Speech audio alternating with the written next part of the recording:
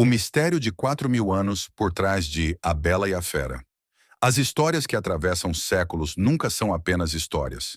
Elas carregam segredos, símbolos, ensinamentos e, muitas vezes, mistérios tão antigos quanto a própria humanidade. Entre os contos de fadas que mais fascinam o imaginário coletivo está A Bela e a Fera.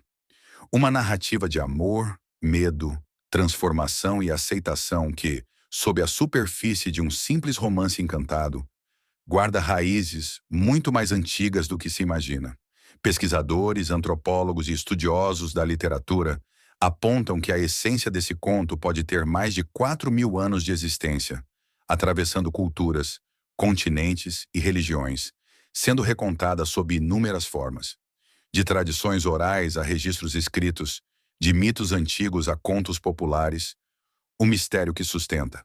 A Bela e a Fera não é apenas uma história de amor improvável, mas sim um reflexo da própria alma humana em busca de compreender o monstro que habita dentro de si e a possibilidade de redenção pela compaixão.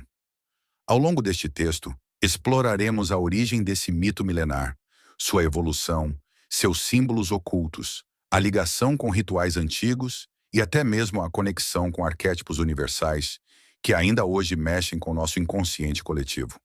1. As raízes milenares, entre deuses, monstros e humanos. 1.1. O mito da fera no mundo antigo.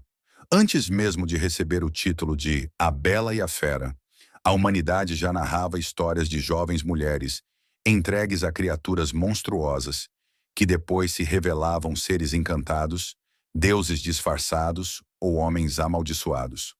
Um dos primeiros registros que lembram essa narrativa vem da Grécia Antiga, com o mito de Psique e Eros. Nesse mito, Psique, uma mortal de beleza incomparável, é levada para viver com um ser invisível em um palácio mágico. À noite, ela recebe a visita de um amante misterioso que lhe pede para nunca olhar seu rosto. Quando Psique quebra a regra e ilumina o quarto com uma lamparina, descobre que seu amante não era um monstro, mas sim Eros, o deus do amor. O mito já apresentava a essência: o medo do desconhecido, a transformação do monstro em ser amado, a confiança quebrada e, por fim, a redenção. Mas se olharmos além da Grécia, encontramos versões ainda mais antigas. Entre os mitos sumérios e babilônicos, há histórias de mulheres entregues a criaturas bestiais ou a deuses com formas monstruosas. Esses relatos carregam simbolismos profundos: o casamento entre o humano e o sobrenatural, o encontro entre o medo e o desejo, a união entre mundos diferentes. 1.2. A fera como guardião do sagrado. Em muitas culturas, a fera não era apenas um monstro, mas sim o guardião de um segredo espiritual. A relação com a mulher representava a travessia da alma humana rumo ao conhecimento oculto. No Egito Antigo, deuses como Anubis, com cabeça de chacal, ou Horus, com cabeça de falcão, eram representados em formas híbridas, meio humanas, meio animais. Essas figuras assustavam, mas ao mesmo tempo eram reverenciadas. O contato com o animal significava entrar em comunhão com a natureza, com os instintos e com a própria divindade. A história de uma jovem enfrentando o medo e aceitando a presença da fera pode ser vista, nesse sentido, como uma alegoria da iniciação espiritual. 2. O conto popular. Entre a Idade Média e a França Iluminista. 2.1. A versão de Gabrielle Suzanne Barbault, de Villeneuve.